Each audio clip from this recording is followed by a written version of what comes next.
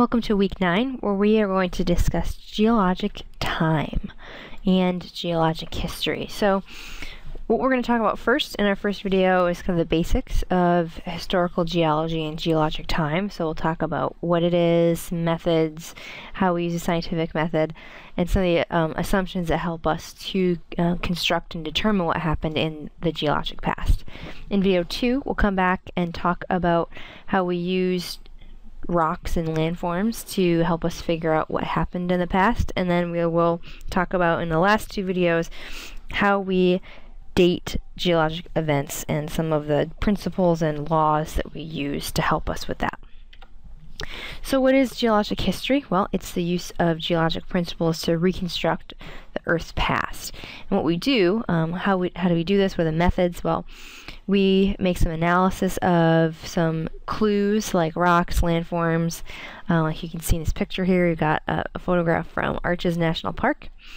We know these are all sandstone, they're all red. We can make some observations about what they look like, and then observe some current geologic processes that have similar type of sediments forming, and then kind of make a best guess and a hypothesis, and test our hypothesis and communicate it with one another.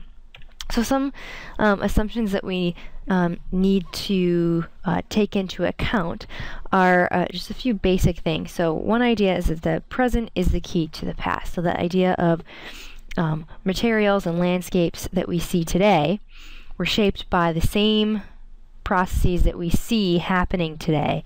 So for example, you've got these 2 pictures here. This bottom one is showing you some ripple marks on a beach, and then so this is all loose sediment, present day in Maine, and then this top picture here is a picture of some ripple marks in a sedimentary rock found in the mountains of Glacier National Park. So what we can say is these have the same rock type, they have the same geologic structure, same sedimentary structure, so they probably had very similar modes of formation.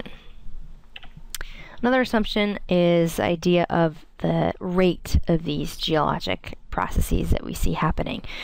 So we assume that these rates haven't changed over the history of the Earth. So things happen fast, like stream flow, earthquakes, landslides are all going to happen at the same speed, like the car in a freeway. Slower ones, like erosion of rivers, mountains forming, plate tectonics, those all are happening very slow, and they're not going to speed up or slow down over time. And so with that, because some of these processes take a very, very long time to shape the landscape, we have to be okay with the idea that the Earth is very old. And most of these processes tend to have very, very slow rates, so a large expanse of time is needed to form things like the Grand Canyon. If erosion is happening at the same rate that your fingernails grow, it's going to take a long time for that erosion to take place.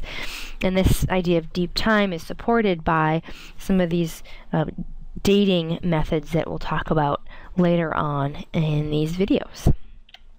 So that's kind of the basics. We'll come back and we'll talk about how we use fossils and rocks and landforms to tell us what happened in the past.